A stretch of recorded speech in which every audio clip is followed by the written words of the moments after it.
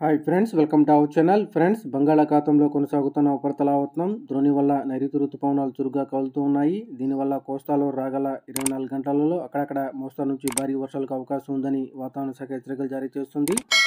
ఉత్తరాంధ్రకు ఆనుకొని పశ్చిమ మధ్య వాయు బంగాళాఖాతంలో ఉపరితలావర్తనం కొనసాగుతుంది. ఈ ప్రభావంతో ఏపీ మరియు తెలంగాణలో వర్షాలు కొనసాగుతాయని వాతావరణ శాఖ తెలుపుతుంది.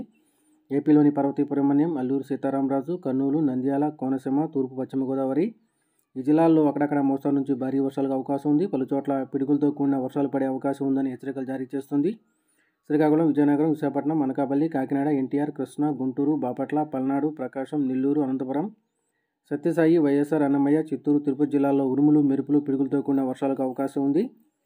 తెలంగాణలోనూ రాగల 2 రోజుల పాటు భారీ వర్షాలు కురిసే అవకాశం ఉందని హైదరాబాద్ వాతావరణ కేంద్రం హెచ్చరికలు జారీ చేస్తుంది. పశ్చిమ మధ్య బంగాళాఖాతంలో దక్షిణ తీరం మీదుగా ఏర్పడిన ఉపరితలావర్తనం వాయు బంగాళాఖాతానికి ఆనుకొని ఉంది. దీని ప్రభావంతో ఆదిలాబాద్, కొమరంభీం, ఆసిఫాబాద్, మంచిర్యాల, నిర్మల్, నిజామాబాద్, జయశంకర్, భూపాలపల్లి, ములుగు, భద్రాద్రి కొత్తగూడెం, వరంగల్, హన్మకొండ, ఖమ్మం ఈ జిల్లాల్లో మోస్తరు నుంచి భారీ వర్షాలకు అవకాశం ఉంది. మిగిలిన చోట్ల తేలికపాటి నుంచి మోస్తరు వర్షాలు కురిసే అవకాశం ఉందని వాతావరణ శాఖ తెలియజేస్తుంది. పలు చోట్ల ఉరుములు, మెరుపులు, పిడుగులతో కూడిన వర్షాలకు అవకాశం ఉందని వాతావరణ శాఖ హెచ్చరికలు జారీ చేస్తుంది.